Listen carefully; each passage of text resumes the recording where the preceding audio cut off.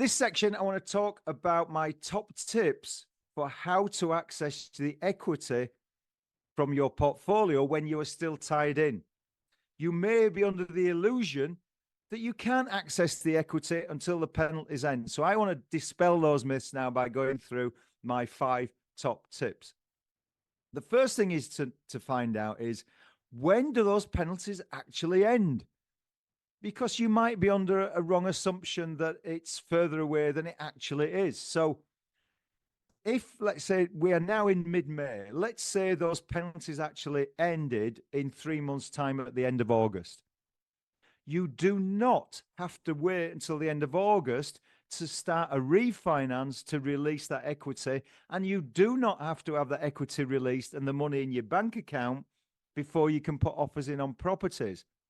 Many of our landlords will be putting offers in on property now to the estate agent, and you'll be starting a purchase application with a mortgage, and at the same time start a refinance application to release that equity. So you've got 2 applications going on in sync. And as a mortgage brokers, we would be choreographing those 2 applications so that the refinance application completed on the 1st of September, because your penalties end at the end of August. So we manage the refinance so that literally the day after your penalties end and the shackles are off, the mortgage completes and your solicitor gets the funds released to allow them to complete possibly just a couple of days later on the purchase. So the 2 can go in sync, which means you can start looking now. If that offer of a fantastic purchase comes across your desk today, then you can start putting offers in today. You do not have to wait until, like I say, August, September, October, till you start viewing properties. So that's the first thing. But what if the penalties don't end in 3 months? They're in 1 year or 2 years' time. Then what are you going to do? Now, in simple terms, you could pay the penalty. Now, the first thing is, do you know what the penalty is? So, again, make sure you check the figures. Check your last mortgage offer so that you know what the penalties are, because quite often the penalties change. They tend to be on a bit of a league table. So they reduce over time. So you might have in your head that the penalties are at 5% of the balance, and actually they've dropped to 4% or 3% of the balance. So it could be lower than you think. That's the first thing. The second thing is, in some ways, let's say your penalties are £5,000. Who cares if you've got an opportunity to buy a fabulous property with a 10 or 15 or £20,000 discount?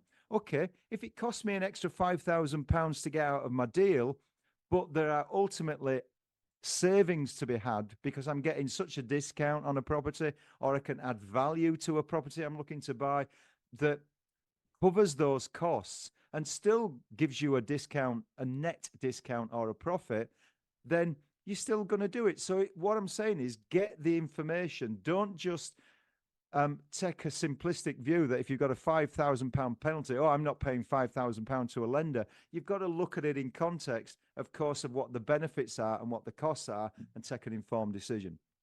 So that's my second point.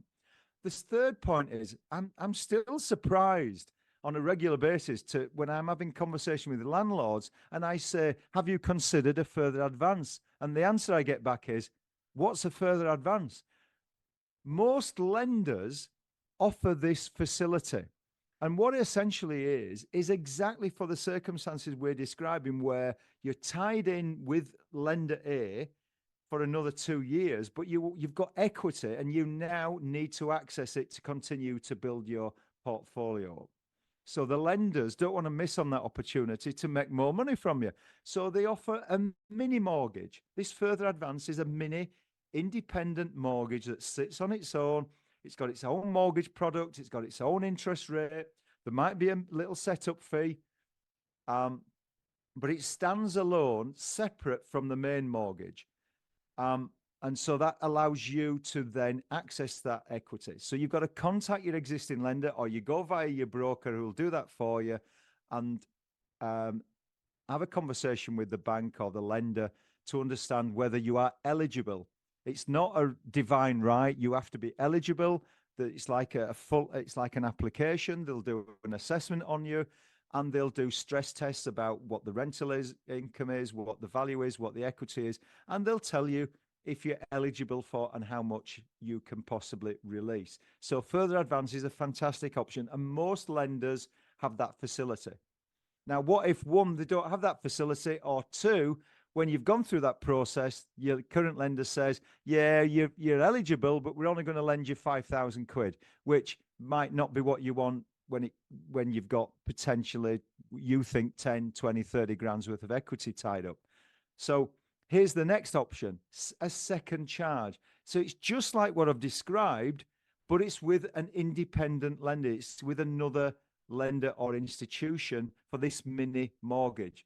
Now, quite often the rates are slightly higher than a further advance, but here's the thing. You've got more lenders' doors to knock on. You've got more opportunities. So therefore, quite often, they are more generous.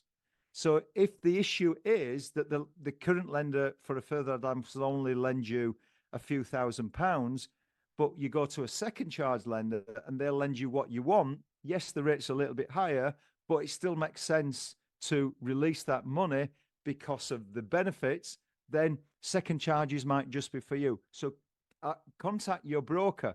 They will do that research. They will tell you if there are second charge lenders out there, whether you're eligible and how much you could lend.